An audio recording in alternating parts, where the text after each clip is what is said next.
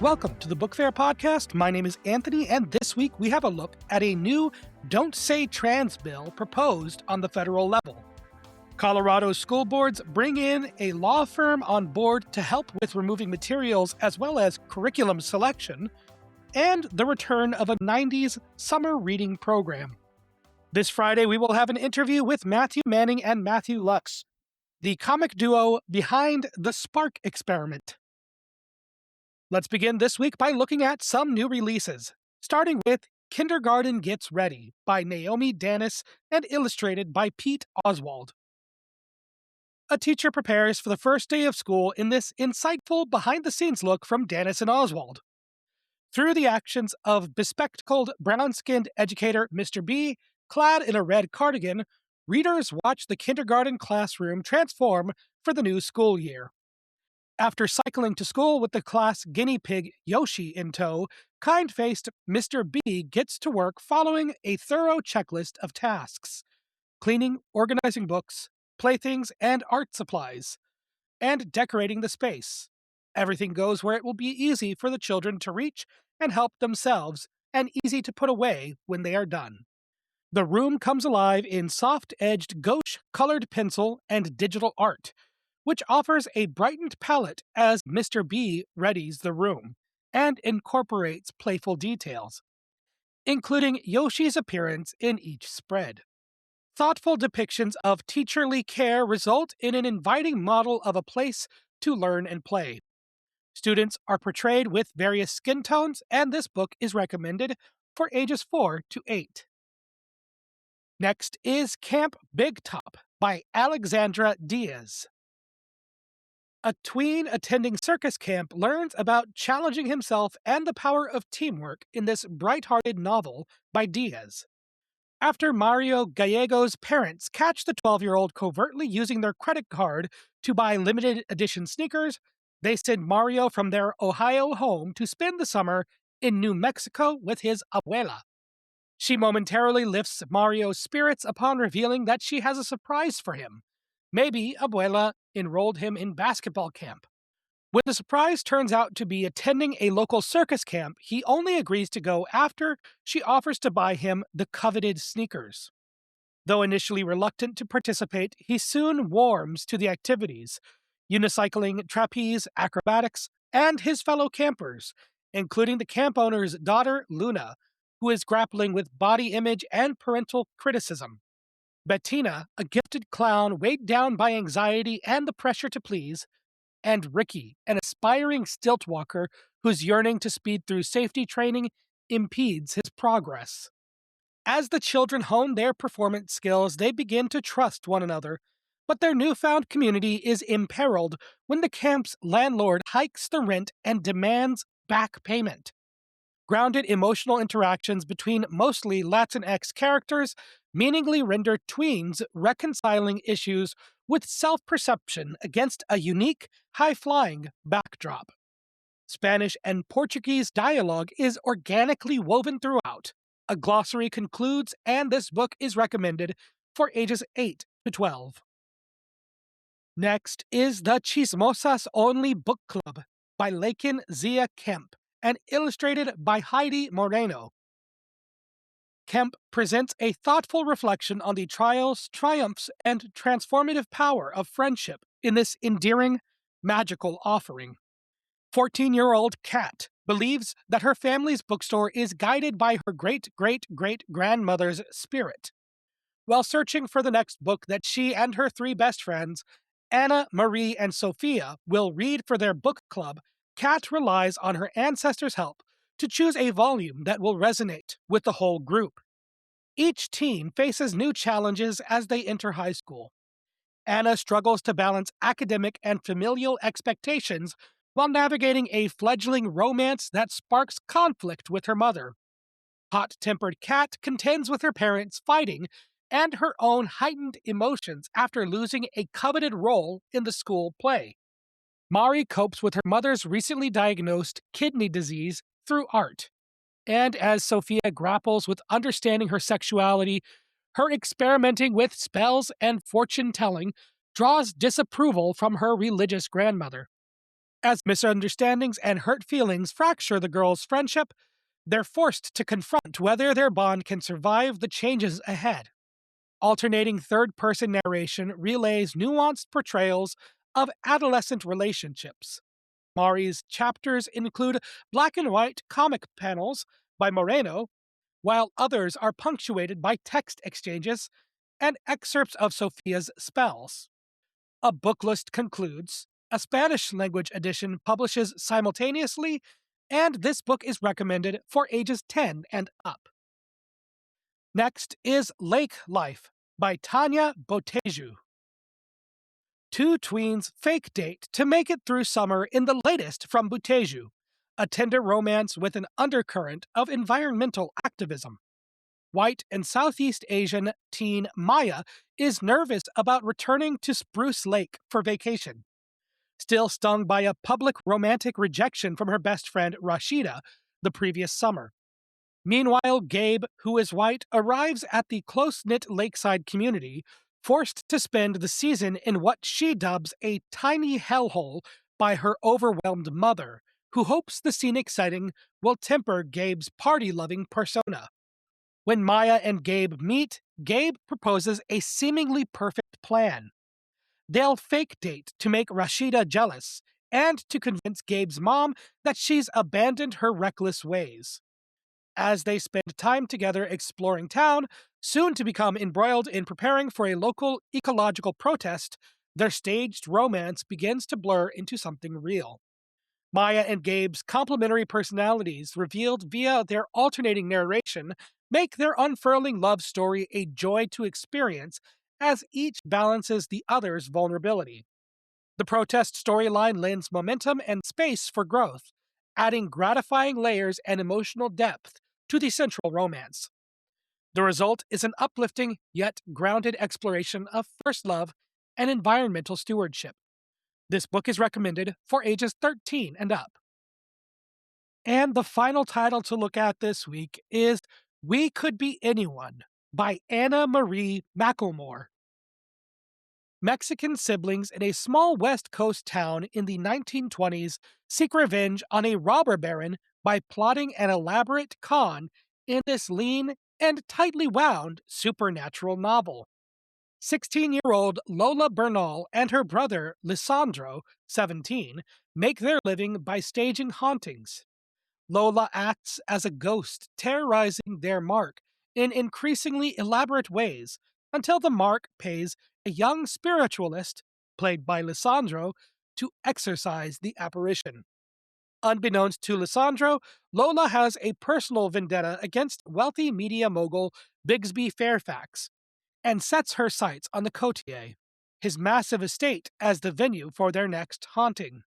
While Lisandro struggles to reconcile his growing attraction to the troubled Fairfax heir, the depths of Lola's grudge against Bigsby appear to be painfully transforming her flesh into leaves and vines.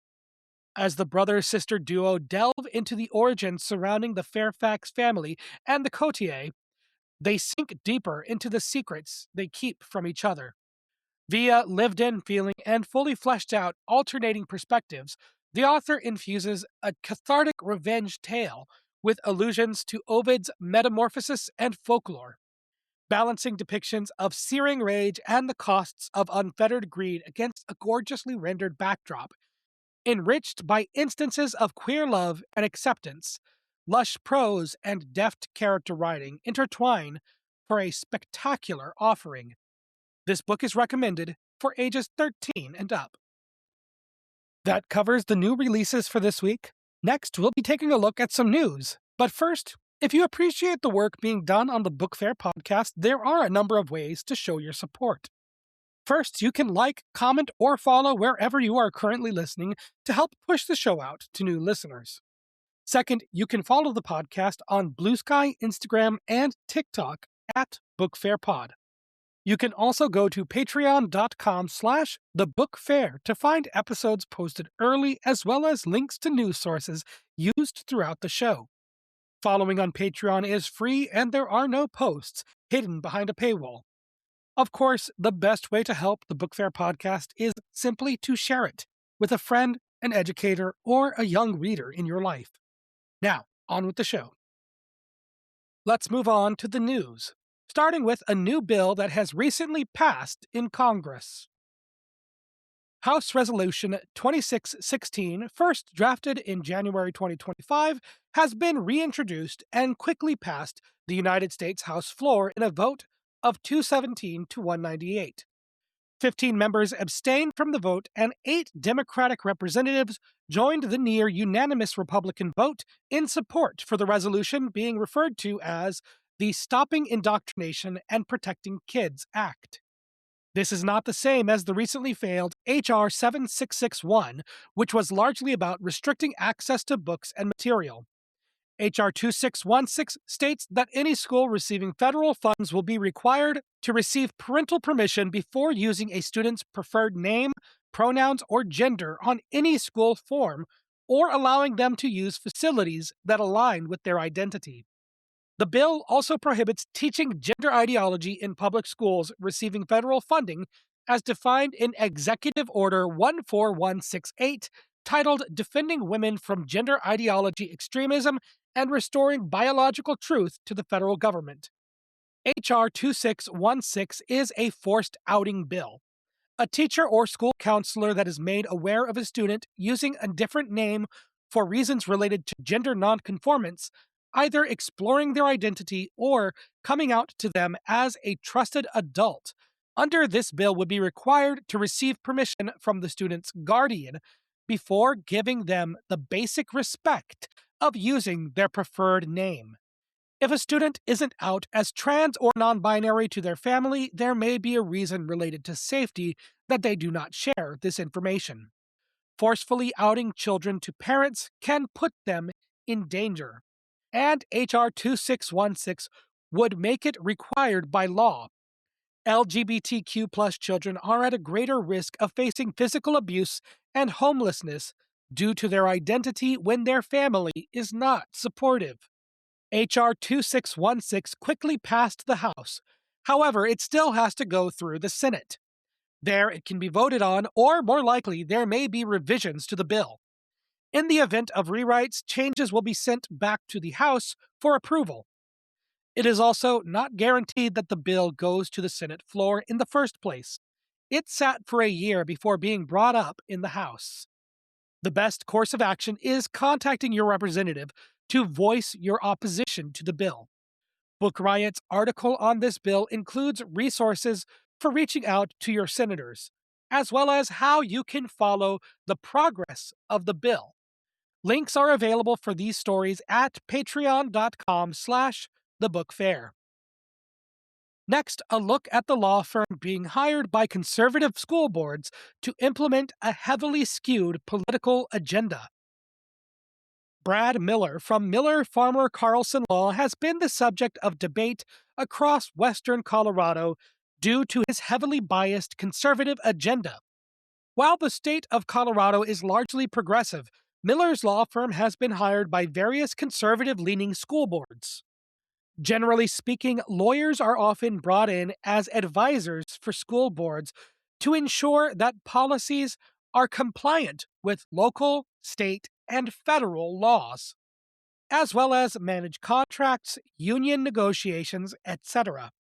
In 2023, at the Teacher Freedom Summit in Denver, a gathering of conservative activists, Miller said, quote, "I've become known to be the sort of anti-union, pro-parent attorney for school districts and charter schools here in Colorado," end quote. These recordings from 2023 show just how cartoonish these pro-censorship advocates truly are. Miller went on to say, quote, "In 2013 here in Colorado, 2 school boards that had been traditionally union-heavy and anti-parent hired me as board counsel. We attacked the AP US history curriculum, Fox Newsy type thing, because it wasn't aligned with the way we do the work," end quote. Since 2022, Miller has represented Woodland Park School District. Miller claims responsibility for adopting new curriculums, something that a lawyer is not qualified in the same way as an educator is. Now, the Montrose School Board has recently discussed hiring Miller Farmer Carlson Law in a March meeting. Members of the community pushed back against the proposal during public comment. Delta School Board, another district, while not officially contracting or submitting a proposal, is divided on the infamous Brad Miller. This article from KVNF puts it well. Quote, supporters and critics of attorney Brad Miller see him very differently, reflecting broader political tensions that are playing out in school boards across Colorado's western slope. Supporters describe him as an experienced attorney who helps conservative majority boards in a blue state. Critics argue he brings a political agenda into public education. End quote. Next, a library board votes for a 45-day public comment period on revised material acquisition policy before legal review.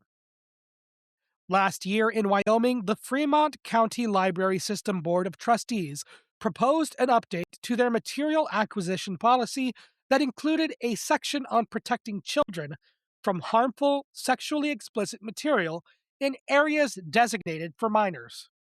The proposal faced legal challenges and did not ultimately pass. And now the board is fast-tracking a nearly identical policy before two members of the board reach the end of their term. In a 3-2 vote during a special meeting, the board put the new policy out for public comment, with Kristen McClelland saying that the matter is time-sensitive, with two members' seats up for reappointment. The goal is to have a vote on the final policy before the end of their tenure. This is concerning as the policy is being sent to public comment before a proper legal review, having been sent to the Fremont County Attorney's Office in April with no response given before the board meeting. One board member spoke against the decision that it goes against normal protocol. Another member posited during the recent meeting that the length of time that the attorney's office has been unresponsive may point to the presence of legal concerns. It reads as impulsive and that giving public comment on an unapproved policy is unwise. Whether this were a book banning policy or not, if this had been a funding levy or a dress code, I would not support circumventing protocol in instances like this. Next, looking at some good news, starting with James Patterson offering a $10 million pledge to launch a new literacy institute.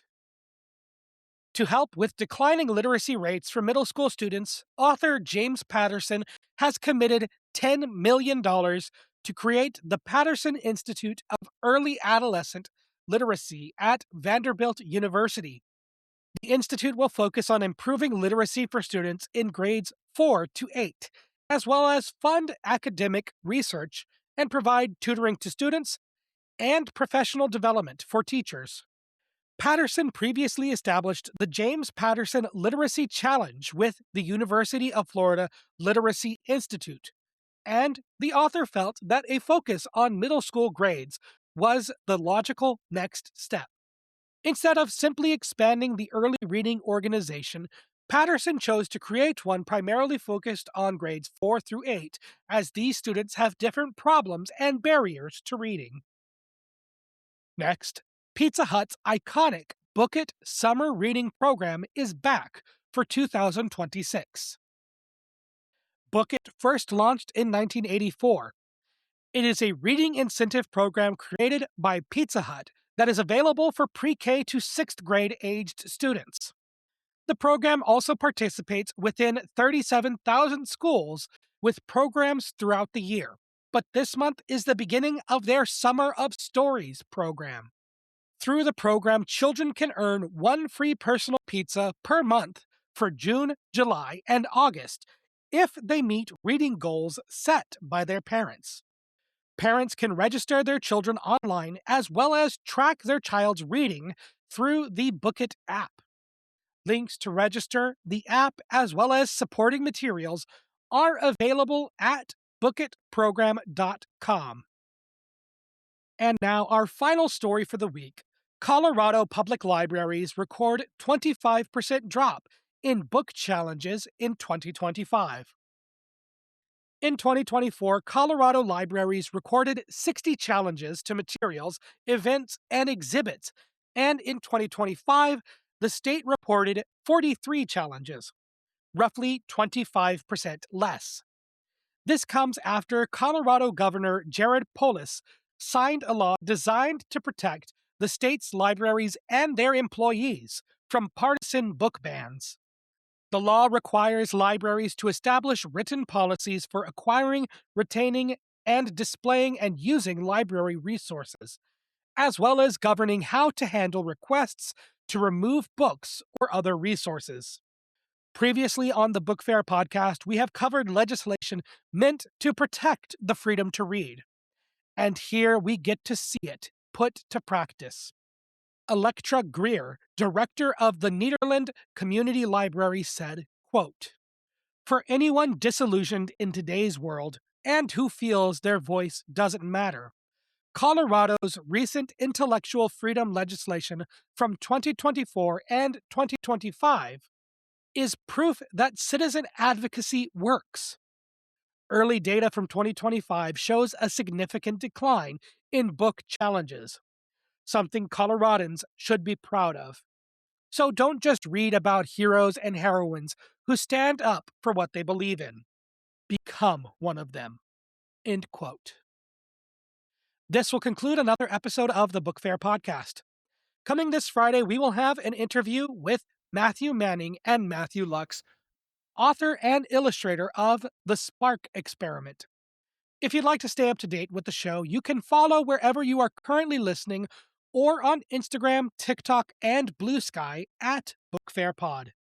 If you wish to help the Book Fair podcast grow, you can also go to patreon.com/thebookfair.